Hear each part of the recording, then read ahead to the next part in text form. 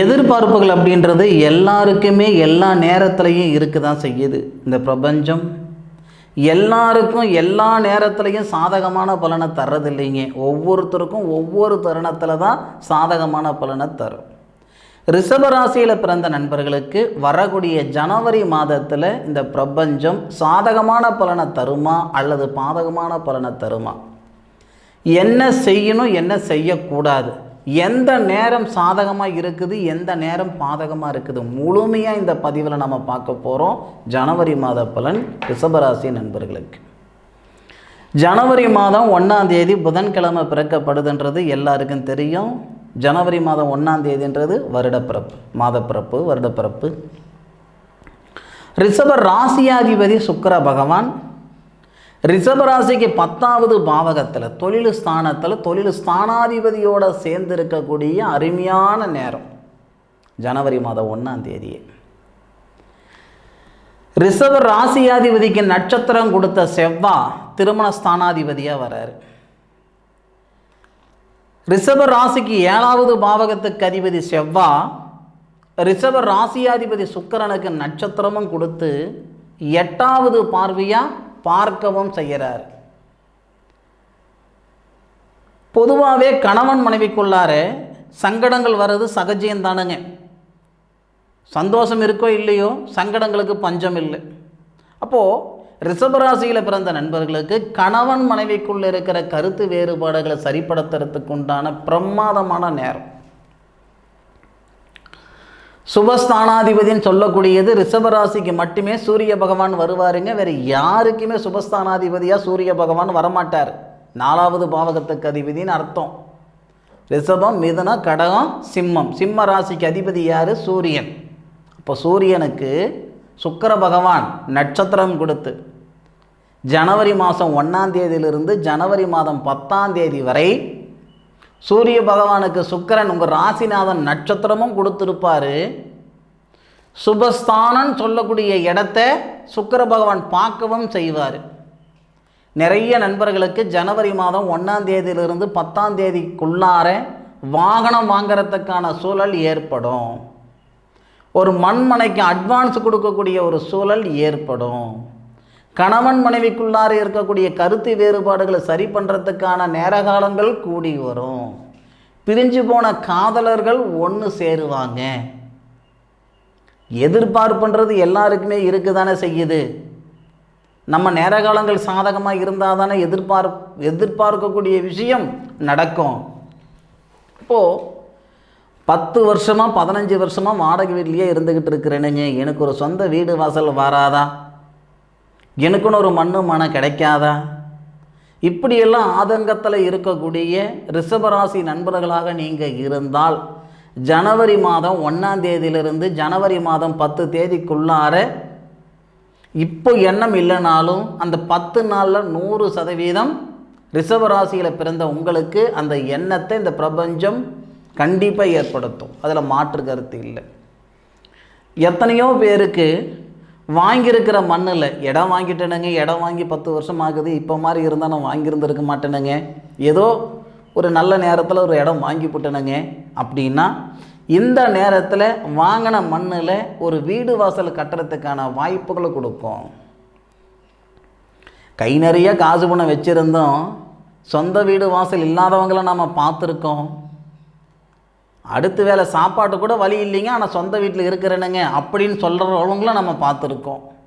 நேரகாலங்கள் ஒன்று கூடிடுச்சுன்னா யாருக்கு என்ன செய்யணுமோ அதை செய்திடும் இந்த பிரபஞ்சம். யார் எங்கே வைக்கணுமோ அங்கே வச்சுவிடும் இந்த பிரபஞ்சம். ரிஷபராசியில் பிறந்த நண்பர்களுக்கு உண்மைக்கே சொல்கிறேன், ஜனவரி 1லிருந்து ஜனவரி மாதம் 10ஆம் தேதி வரைக்கும் சாதகமான நேரங்க. அதுபோக சூரிய பகவான் சுபஸ்தானாதிபதி 8வது பாவகத்தில் தன்னுடைய சுய நட்சத்திரத்தில் வரும் பொழுது, உத்திராடம் நட்சத்திரம்ன்றது சூரிய பகவானுடைய சுய நட்சத்திரம். கார்த்திகை நட்சத்திரம், உத்தரம் நட்சத்திரம், உத்திராடம் நட்சத்திரம், 3 நட்சத்திரமும் சூரிய பகவானுடைய சுய நட்சத்திரம். அப்போது ஜனவரி 10 தேதிக்கு மேலே கிட்டத்தட்ட பார்த்திங்கன்னா 23 தேதி வரை சூரிய பகவான் அவருடைய சுய நட்சத்திரத்தில் தான் இருப்பார். அதாவது ஜனவரி மாதம் 10ஆம் தேதியிலிருந்து 14ஆம் தேதி வரை உத்திராடம் நட்சத்திரம் முதல் பாதத்தில் தனுசு ராசியில் இருப்பார் சூரிய பகவான். பெரிய லெவலில் நமக்கு மாற்றம் இருக்காது. அந்த 10 தேதிக்குள்ளார ஒரு மாற்றம் வரும்.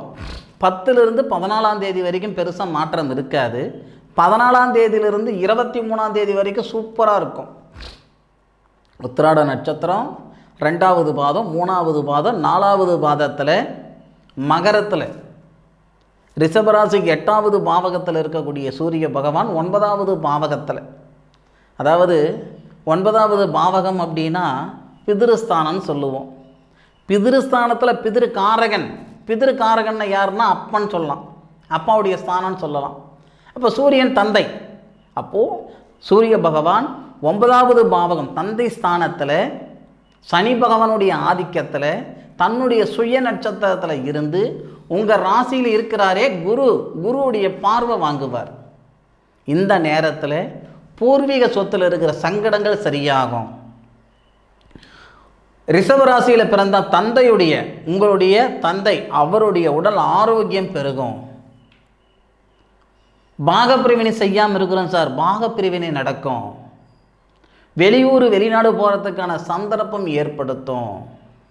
அரசாங்கத்துறையில் சங்கடங்கள் இருக்குதுங்க. எப்படி சார் அரசாங்கத்துறையில் சங்கடங்கள் இருக்கும் அப்படின்னா, ஒரு வேலை செஞ்சுக்கிட்டு இருக்கிறோம், வேண்டா விருப்பம் வேலை செஞ்சுக்கிட்டு இருக்கிறேனுங்க. அது போக்குவரத்து துறையில் இருந்தாலும் சரி, இராணுவத்துறையில் இருந்தாலும் சரி, காவல்துறையில் இருந்தாலும் சரி, வேலை என்னவோ அரசாங்கத்துறை தானுங்க. ஆனாலும் ஏகப்பட்ட மன அழுத்தம் இருக்குதுங்க. இருக்கலாமா வேலையில், இல்லை வேலையை விட்டுவிடலாமான்ற எண்ணத்துலலாம் நான் இருந்துக்கிட்டு இருக்கிறேனுங்க. அப்படின்னா ஜனவரி மாதம் 14 தேதியிலிருந்து 23ஆம் தேதி வரைக்கும் உங்களுடைய மன அழுத்தம் நீங்கிறதுக்கான வாய்ப்புகளை கொடுத்துரும். வாகனம் வாங்கிறதுக்கான வாய்ப்புகளை கொடுத்துரும். பொருளாதார ரீதியாக கழுத்து பிடிக்கிற அளவுக்கு சங்கடம் இருக்குது சார், பிரச்சனை இருக்குது சார், எதை சாப்பிட்டா என் பித்தம் தெளிகின்ற அளவுக்கு இருந்துக்கிட்டு இருக்கிறேன் சார் அப்படின்னா அந்த சங்கடங்கள் நீங்கிறதுக்கான சூழலை ஏற்படுத்திடும். நிறைய பேருக்கு ரிஷபராசியில் பிறந்தவங்களுக்கு ஜனவரி 14 தேதிக்கு மேற்கொண்டு ஜனவரி 23 தேதிக்குள்ளார வேலை வாய்ப்பு உருவாக்கி கொடுக்கும். அது அரசாங்க உத்தியோகமாக இருந்தாலும் சரி, அயல் நாட்டுக்கு போகிறதா இருந்தாலும் சரி, இல்லை ஒரு நிறுவனத்தில் ஒரு கார்ப்பரேட் நிறுவனத்தில் இருந்து வேலை செய்து நின்று விட்டனுங்க அப்படின்னாலும் சரி, உங்களுக்கு வேலை வாய்ப்பு கொடுக்கக்கூடிய அருமையான ஒரு தருணம், லாபத்தை தரக்கூடிய தருணம். சுபஸ்தானாதிபதின்னு சொல்லக்கூடிய சூரிய பகவான் குரு பகவானுடைய பார்வையில் இருந்து தன்னுடைய சுய நட்சத்திரத்தில் ஏறக்கூடிய சூழல். செவ்வாவுடைய பார்வையும் வாங்குவார் சூரியன் செவ்வாவையும் பார்ப்பார். இது சூரிய மங்கள யோகம்னு சொல்லுவாங்க. திடீர் அதிர்ஷ்டம் பெருகும். இது எல்லாமே நமக்கு சாதகமாக இருக்கிற நேரங்க. ஜனவரி 14 தேதியிலிருந்து ஜனவரி 23 தேதி வரை இது நடக்கும், நடந்தே தீரும். இன்னைக்கு நம்ம கையை வானத்தை பார்க்குற மாதிரி இருக்குது. ஆனால் நாம் அப்பேற்பட்டவர் கிடையாது. பூமியை பார்க்கக்கூடிய அளவுக்கு தான் நம்ம கை இருந்தது. இத்தனை வருஷம் நம்ம கை இப்படி தான் இருந்தது. இப்படி இல்லை. ஏதோ ஒரு கிரகம் ஒரு 6 மாத காலமாக பலவிதமான சங்கடங்கள் கொடுக்குதுங்க, தொந்தரவுகளை கொடுக்குதுங்கன்னா இந்த நேர காலங்கள் உங்களுக்குரிய நேர காலங்கள். ஜனவரி மாதம் 14 தேதிக்கு மேலே ஜனவரி மாதம் 23 தேதிக்குள்ளார பல பேருக்கு வாழ்வாதாரத்தை கொடுக்க போகுது இந்த பிரபஞ்சம். இன்றைக்கி யாரோ பிழைக்கிறதுக்கு நீங்கள் கஷ்டப்படுற மாதிரி உழைப்பு இருக்குதே தவிர உயர்வு இல்லை. கஷ்டம் இருக்குதே தவிர கஷ்டத்துக்கு தகுந்த பலன் அனுபவிக்கலை. பறக்க பாடுபட்டாலும் பாட்டுக்கு தகுந்த பலன் இல்லை சார்னு சொல்லி வருத்தப்பட்டு இருக்கிற ரிஷபராசி நண்பர்களாக நீங்கள் இருந்தால் இந்த நேரம் பிரகாசமான நேரம் பார்த்துக்கோங்க. 23 தேதிக்கு மேற்கொண்டு சுபஸ்தானாதிபதின்னு சொல்லக்கூடிய சூரிய பகவான் 9வது பாவகன் சொல்லக்கூடிய பிதிருஸ்தானத்தில் சந்திர பகவானுடைய சாரம் வாங்குறார். திருவோணம் சாரம்.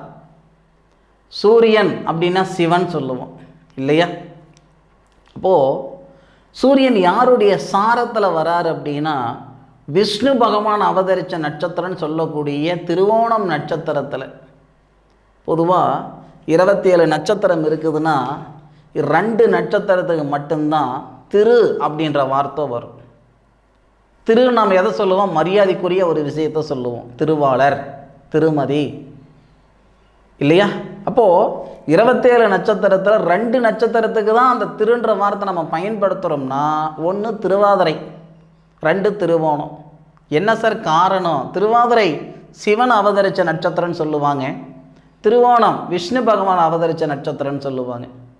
அப்போது சூரிய பகவான் திருவோணம் நட்சத்திரத்தில் வந்து உங்களுடைய ராசிக்கு 3வது பாவகத்தை பார்க்குறார்.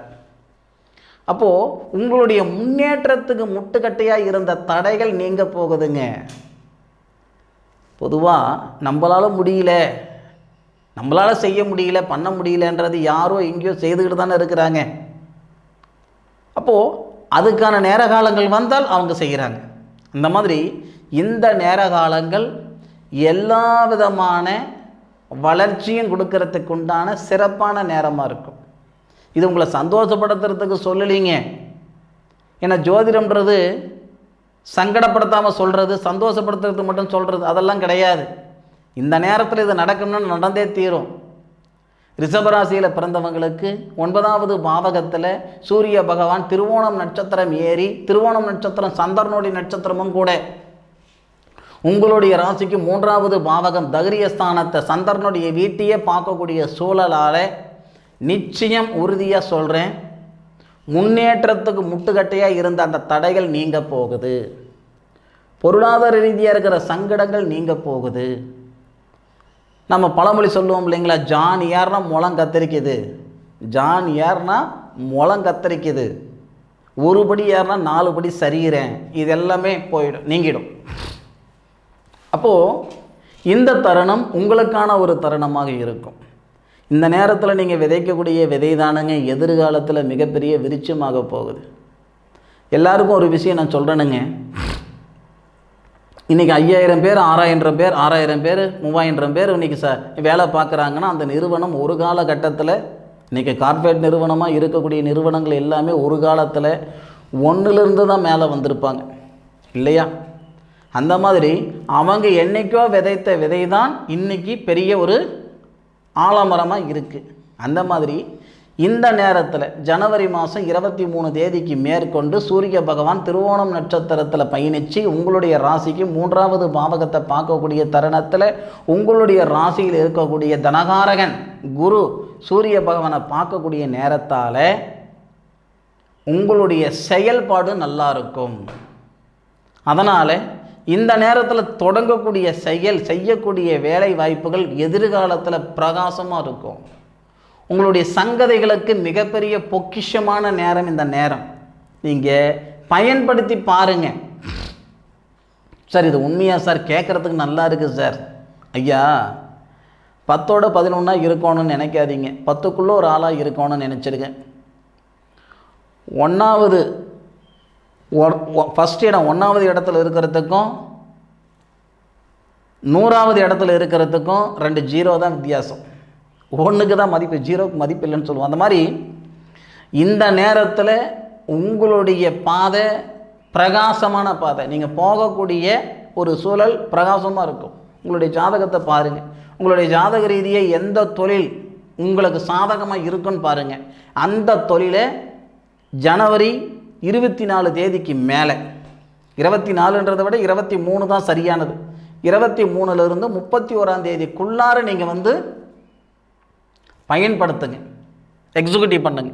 கட்டாயம் உங்களுடைய வாழ்க்கையும் நல்லா இருக்கும், வாழ்வாதாரமும் நல்லா இருக்கும். சரியா? நிச்சயமாக ரிஷபராசி நண்பர்களுக்கு மிகப்பெரிய திருப்பு முனையை ஏற்படுத்த போகுது ஜனவரி மாதம். அருமையான நேரம், சரியான முறையில் பயன்படுத்திக்கோங்க. இந்த பதிவு ரிஷபராசியில் பிறந்தவங்களுக்கு கண்டிப்பாக பயனுள்ளதாக இருக்கும் அப்படின்னு நான் மனசார நம்புகிறேன். உங்களுடைய கருத்துக்களை கமெண்ட் பாக்ஸில் பதிவு பண்ணுங்கள். மீண்டும் அடுத்த ஒரு அற்புதமான தருணத்தில் உங்கள் அனைவரையும் சந்திக்கும் வரை உங்களிடமிருந்து விடைபெறுவது உங்கள் வீட்டு ஜோதிட நண்பனான காளிதாஸ் மணிகண்டன். வாழ்க நலமுடன், வாழ்க வளமுடன்.